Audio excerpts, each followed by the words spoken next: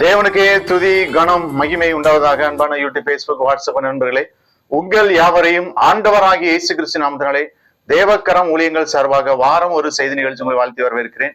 எல்லாம் சந்தோஷமா இருக்கிறீங்க. நீங்கள் எல்லாரும் சந்தோஷமா இருப்பீர்கள் கர்த்தருக்குள் விசுவாசிக்கிறேன்.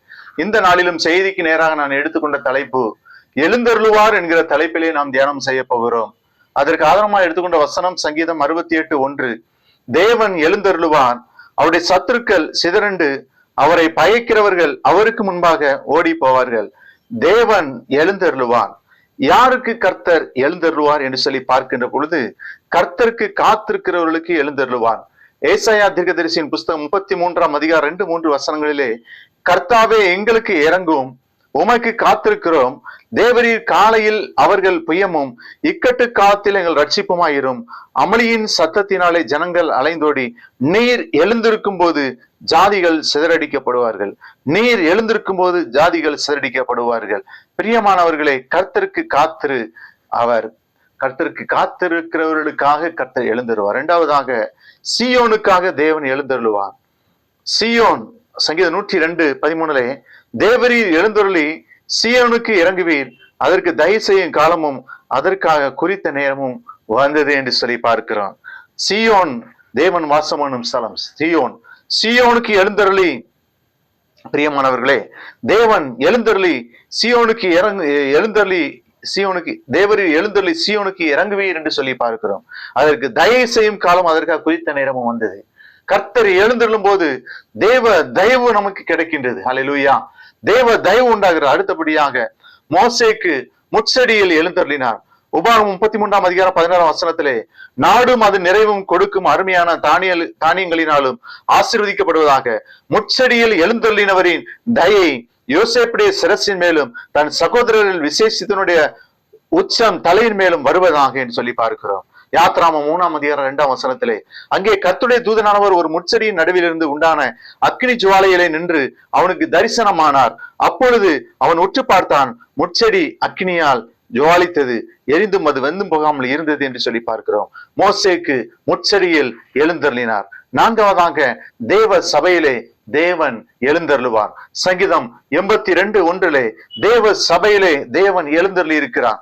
ஏசாயா 56:6-7 வசனங்களை பார்க்கும்போது, கர்த்தரை சேவிக்கவும் கர்த்தருடைய நாமத்தை நேசிக்கவும் அவருக்கு ஊழியக்காரராய் இருக்கவும் அவரை சேர்ந்து ஓய்வு நாளை பரிசுத்த குலைச்சல் ஆக்காதபடி ஆசரித்து என் உடன்படிக்கையை பற்றி கொண்டிருக்கிற அந்நிய புத்திரர் அனைவரையும் நான் என் பரிசுத்த பருவத்துக்கு கொண்டு வந்து என் ஜப வீட்டிலே அவர்களை மகிழ பண்ணுவேன். தேவ சபையிலே தேவன் எழுந்தருளுவார். ஹல்லேலூயா, ஹல்லேலூயா. அதற்குதான் சபை கூடி வருதலை விட்டுவிடக் கூடாது.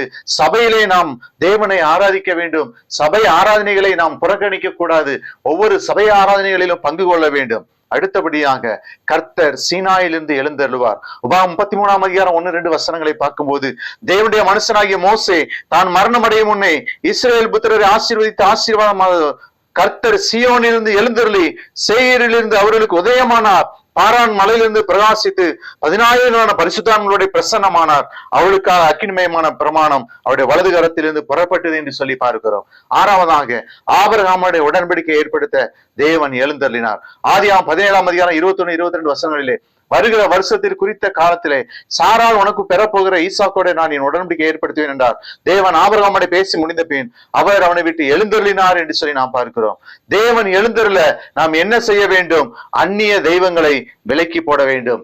ஆதியாகமம் 35:1-6 வசனங்களை பார்க்கும்போது, தேவன் யாக்கோபை நோக்கி, நீ எழுந்து பெத்தேலுக்கு போய் அங்கே குடியிருந்து சகோதரனா ஏசாவின் முகத்திற்கு விலகி ஓடி போகிற போது உனக்கு தரிசனமான தேவனுக்கு அங்கே ஒரு பலிபீடத்தை உண்டாக்கி என்றார். அப்பொழுது யாக்கோபு தன் வீட்டாரையும் தன்னோட கூட இருந்த மற்ற அனைவரையும் நோக்கி, உங்களிடத்தில் இருக்கிற அந்நிய தெய்வங்களை விலக்கி போட்டு உங்களை சுத்தம் பண்ணி கொண்டு உங்கள் வஸ்திரங்களை மாற்றுங்கள், நான் எழுந்து பெத்தேலுக்கு போகுமாறுங்கள், எனக்கு ஆபத்து நேரிட்ட நாளில் என் விண்ணப்பத்துக்கு உத்தரவாதம் செய்து நான் நடந்த வழியில என்னோடு கூட இருந்த தேவனுக்கு அங்கே ஒரு பலிபீடத்தை உண்டாக்குவேன் என்றார்.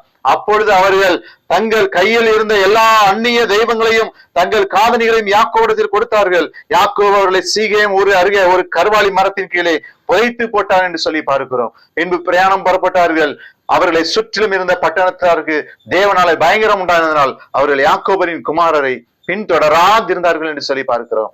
ஆம் பிரியமானவர்களே, தேவன் எழுந்தருளில அந்நிய தெய்வங்களை விலைக்கு போன கர்த்தர் இந்த வார்த்தை ஆசீர்வதிப்போமா? அன்பின் ஆண்டவரே, வசனத்தை கேட்ட பிள்ளை ஆசீர்வதியும். இயேசு நாமத்தில் ஜெபிக்கிறோம் நல்ல பிதாவே. தேங்க்யூ.